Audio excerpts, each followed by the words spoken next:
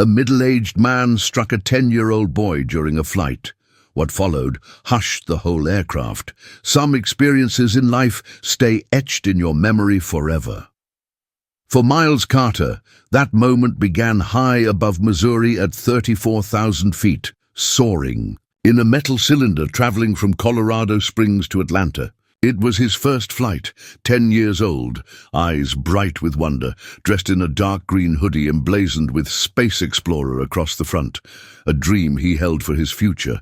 His tiny fingers gripped the armrests as the plane lifted off. He wasn't afraid, just thrilled, jittery in that childlike way where the world seems vast and fresh. Next to him sat his grandmother, Evelyn Carter, who refused to remove her Sunday best hat despite it brushing against the overhead compartment. She'd brought along their treats, a small tube of cream and a few crossword puzzles tucked inside. Her Bible, all tidy, all organized. She was the sort who could sing every hymn from memory and only spoke sternly when she had to. They were headed to visit Miles's aunt in Georgia, Evelyn's daughter, who'd just welcomed her third child. It was meant to be a happy journey, a tale for the cousins later, yet not everything unfolds as planned. Miles had the window spot, his face nearly glued to the pane. Occasionally he'd swivel to show Evelyn something, a cloud resembling a dragon, a little village that could have been built from toy blocks. 3 rows ahead, in seat 13A, sat Henry Vaughn. Late 50s, flushed cheeks, cropped silver hair, and a look that screamed he wasn't pleased to be stuck with a plane full of strangers. His face bore the kind of constant frown carved by decades of resentment. Tan slacks, slip-on shoes, a crossword puzzle spread on his tray. But it wasn't for enjoyment, it was a shield against conversation. He'd already grumbled at the flight attendant for not delivering his soda fast enough. Miles didn't spot him initially. He was too busy pondering if clouds tasted like marshmallows or how to request snacks without seeming nervous. Evelyn leaned over, fixed his seatbelt, and slipped a small hand sanitizer into the seat pocket. "You never know," she said with a playful nudge. Miles grinned. He loved being beside Grandma. She shrank the world, made it cozy, but he couldn't sit still. Kids are like that. Reaching for his earbuds from his bag, his arm brushed Henry Vaughn's seat back. It was light, just a nudge, the sort that happens all the time on packed flights. Miles didn't even notice, but Henry did. He turned his head slowly, shooting a glare. His gaze settled on Miles.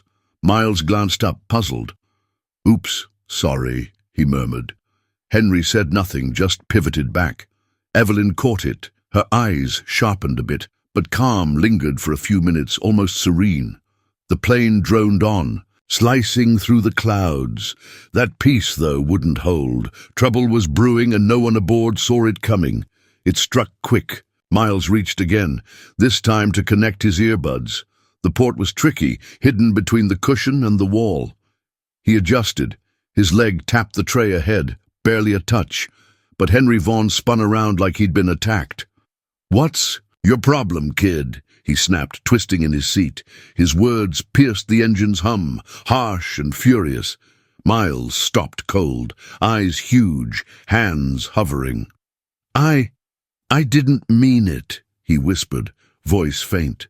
"Don't give me that, kid," Henry shot back. "You've banged my seat twice. Sit down and act like you've got some sense." Evelyn surged forward, fingers tight on the armrest. "Sir," she said, tone steady but strong. "He's a kid." He apologized. "No need to talk like that." Henry didn't glance her way. His stare stayed on Miles. Then out of nowhere, he did the unthinkable. He swung back and smacked Miles across the face. It wasn't deafening, but it cut sharp, a crisp slap on skin. Miles flinched sideways, dazed. Evelyn gasped, "Lord have mercy!" The rows behind and in front jerked alert. A lady across the aisle muttered, "Did he really?" And then stillness hit. Not soft silence, but thick gripping stillness, the kind that slows everything down. Miles pressed his hand to his cheek. His lips parted, but no sound emerged. Tears didn't come, not yet. His frame stiffened, as if his mind was racing to catch up. Evelyn's voice trembled, taut. "You laid hands on my grandson." Henry finally faced her.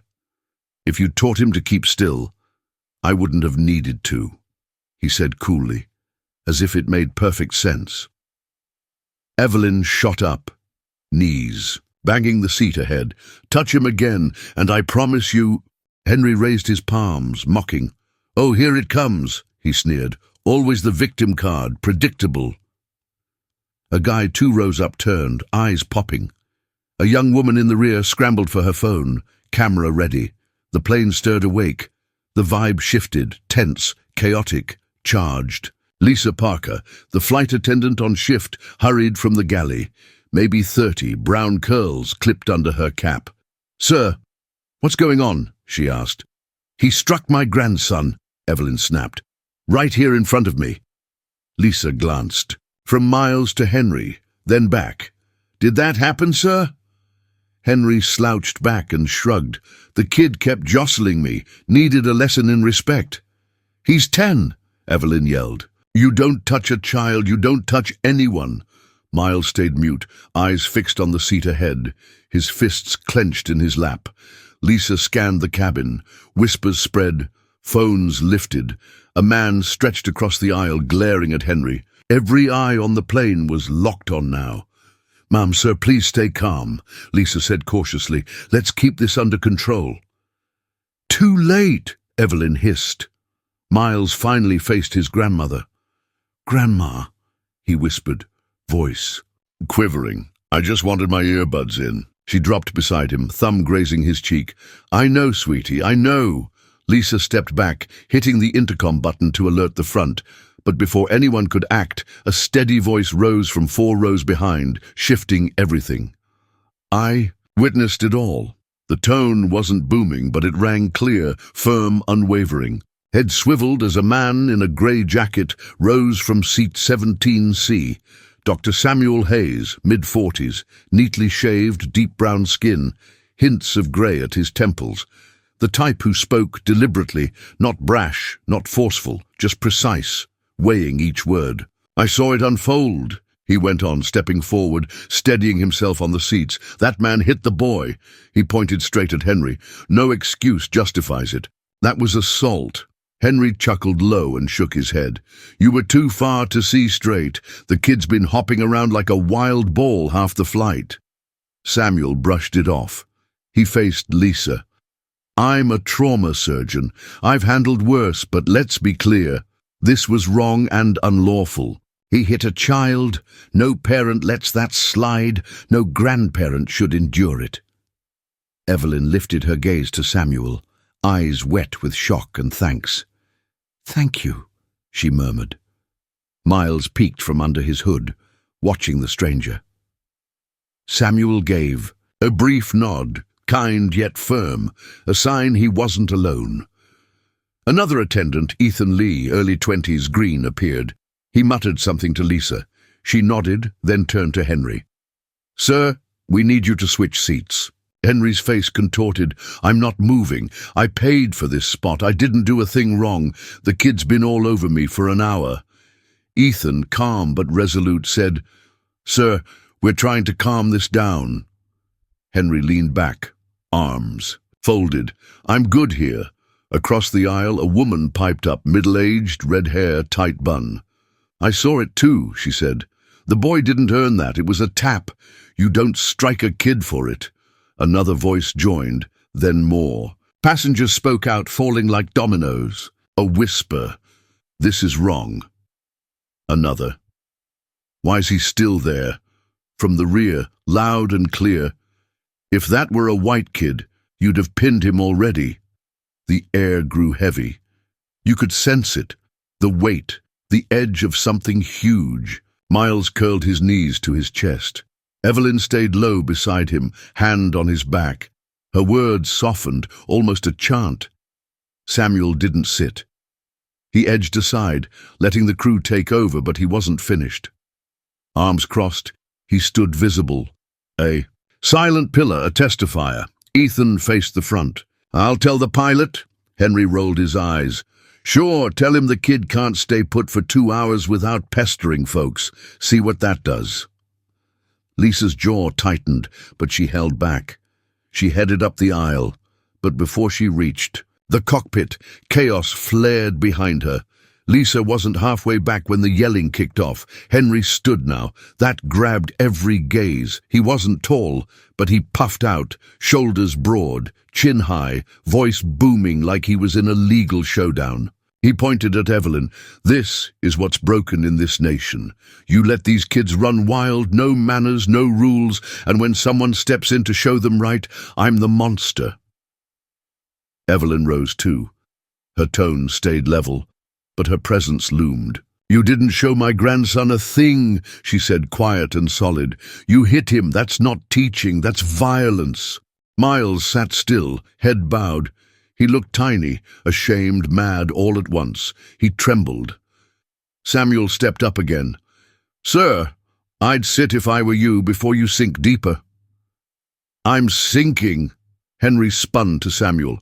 "You folks always act like you've got it all figured out." Lisa, back now, caught that. "That's enough," she snapped, voice cutting. "Sir, take your seat, the captain knows, and police will be waiting when we land." Henry laughed hard. "So that's it. You've all pegged me as the villain over a pest nudging my seat." Teen with braids near the back shouted, "You smacked a kid, man! What do you think would happen?" Another chimed, "Your reasons don't matter. You went too far." The cabin turned against him. Henry's face changed. He scanned around, eyes flickering, seeing how many watched. Phones stayed up, catching every second. "You're all about to wreck a man's life over this," he muttered, half to himself. Then Miles spoke, soft but steady. "I didn't want to bother you." Henry turned to him slow. "You irritated me," he grumbled. "Close enough." Miles didn't reply, just stared at the tray ahead. Evelyn grabbed his hand, holding firm. That's when Samuel advanced, now eye to eye with Henry. "Listen close," Samuel said. "This boy isn't yours to train. He's not yours to fix, handle, or shame. You don't hit a kid because you're annoyed. You don't twist what we saw. We witnessed it. We heard it." Henry froze. His mouth twitched, but nothing came.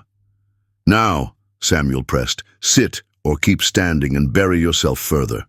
A long beat. Then Henry sat, slow, grudging, breath heavy. He faced the window, avoiding all eyes. The crew jumped in fast. Ethan bent to Evelyn. "Would moving you both up front help?" She agreed. Miles didn't fight as she eased him up. As they walked, voices murmured, "Hang in there. We're with you." And he's just a bitter guy. Miles kept his head low, but he sensed it, that he was seen, not unseen, that he counted. Lisa positioned herself between Henry and the others. Samuel returned to his seat, but not before locking eyes with Miles, offering a slight, tight-lipped smile. A quiet signal.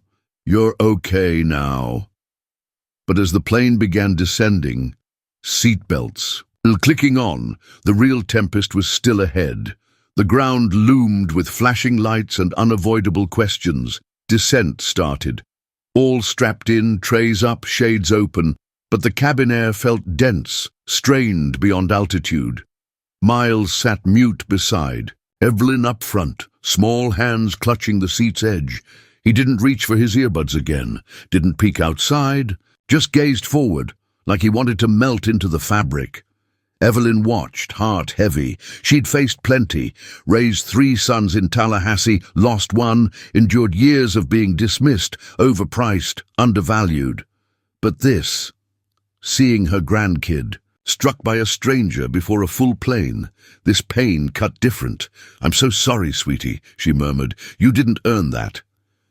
Miles didn't speak, just blinked slow, lips sealed. A lady across, a nurse from Oklahoma named Renee, leaned over, passing Evelyn a tissue pack. "He's tough," she said gently. Evelyn nodded, battling to stay composed. Back in row 13, Henry hadn't spoken since sitting. He stared out, arms locked across his chest, but the whispers and glances didn't stop. No one let it go. Samuel sat still, arms folded, eyes ahead, not mad, just intent, waiting. Ethan, the young attendant, came back from the cockpit. His tone was even but sure. "Ladies and gentlemen," he said over the speaker, "when we land, please stay seated until police board. Thank you." Short, but it landed. Henry shifted. "This is a joke," he mumbled. "For this?" He looked for a nod of support. Got none. A guy rose back. A trucker from Kansas in a cap muttered loud, "He's lucky it wasn't my boy." Miles tilted toward Evelyn. "Am I in trouble?" he asked. It stung her like a blow. "No, sweetie," she said, clasping his hand. "You did it all right." But they all stared. Not at you like that, at him because he was wrong, and they saw. Miles looked down. "I didn't mean to bump his seat." "I know," she said, soft. "Some people strut through life like it's theirs, like everyone's just an obstacle." He met her eyes. "Why?" Evelyn inhaled. "No one ever shrank them, so they shrink everyone else instead." Miles pondered, then nodded slow. The plane tilted left, Alabama's lights twinkling below. Silence settled, not scared, but expectant. Then, by row 2's small window, red and blue flashes of airport police flickered, rolling toward the gate, ready. Henry saw them too. His jaw locked, his breath shallowed. Samuel observed, not with spite, not fury, just calm, like he'd watched this play out too often. But Henry wasn't the only target. Truth had already leaked past the plane. Once those doors cracked, this tale wouldn't just be theirs. Wheels kissed the ground soft. A few clapped. Most didn't. The vibe was too dense, too unsure. Seatbelt chimes rang. The plane taxied. Miles stayed put. Evelyn rested a hand on his back, whispering, "Almost done." He nodded, eyes fixed ahead. The plane halted. Then Lisa's voice, a touch unsteady. "Ladies and gentlemen, stay seated. Authorities will board soon. Please, cooperate." Outside, 2 officers stood beyond the jet bridge, visible through glass. One spoke into a radio, another fixed her vest. No rush, but no dawdle either. Miles straightened a bit. Evelyn squeezed his shoulder. Ethan and Lisa flanked the aisle, keeping it open. Lisa moved to the front, aligning the door with the bridge. Then it came. Henry rose, not loud, not swift, just stood, snagged his bag from overhead like it was nothing, like he figured this would vanish once he stepped off. Lisa reacted fast. "Sir," she barked, "sit down." Henry ignored, took a slow step. Samuel stood, not barring him, just eyeing. "Think you're strolling off like it's fine?" Samuel asked. Henry snorted. "I didn't do a thing. You're all blowing this up." A sharp knock hit the door. Lisa opened it.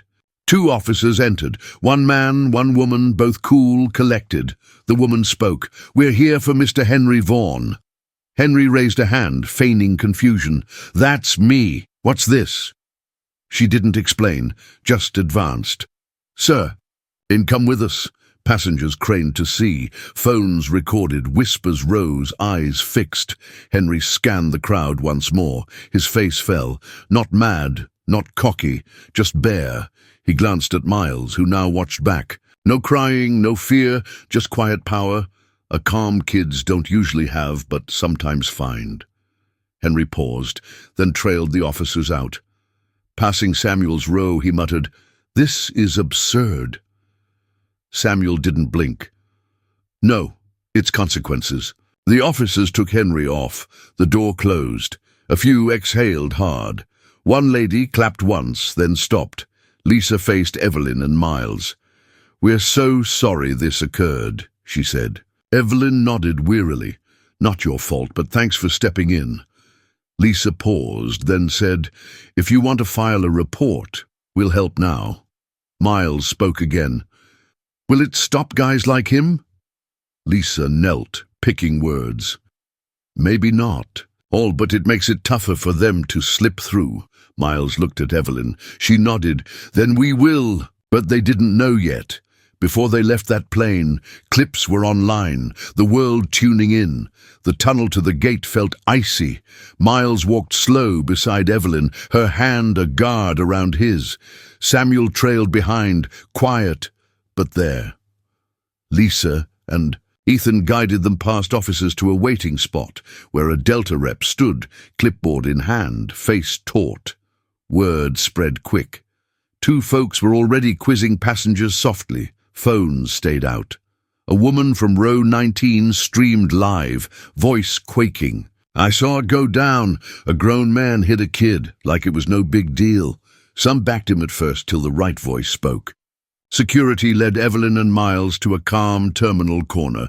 It smelled of coffee and rugs. Samuel took a seat across as they filled the report. Evelyn wrote deliberate, neat. Her cursive flowed, but her hand shook faintly. Miles kept peeking at the officers outside. "What'll happen to him?" he asked. Samuel leaned in. "We don't decide that, but today he faced reality, and you lived it." Miles frowned. "I didn't do anything." Samuel nodded. "I know. That's what stings most." A beat passed. Evelyn looked up, eyes red but firm. "Thank you for being there," she said. "Most would have ignored it." Samuel smiled, worn. "I nearly did. Earbuds in, tired, thinking someone else would speak. Then I saw his face." He glanced at Miles. "That look when kids think they're to blame. I couldn't stay put." Miles held his gaze, silent. A quiet bond formed. Not words, not emotion. Just knowing soon, an airline rep came. "We've set up a ride to your family's place," she told Evelyn, "and we'll follow up on compensation." Evelyn didn't mind the cash. She cared they were believed, that someone stood up, that Miles was seen. As they rose, Samuel did too. "Look after him," he said. "Always," Evelyn replied.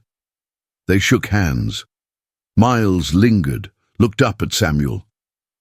"Can I be like you someday?" Samuel grinned. "You already are."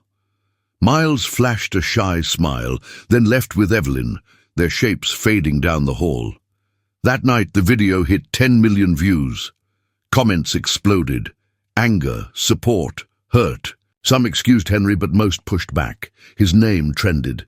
An Atlanta station ran, "Passenger ousted after hitting child. Doctor steps in."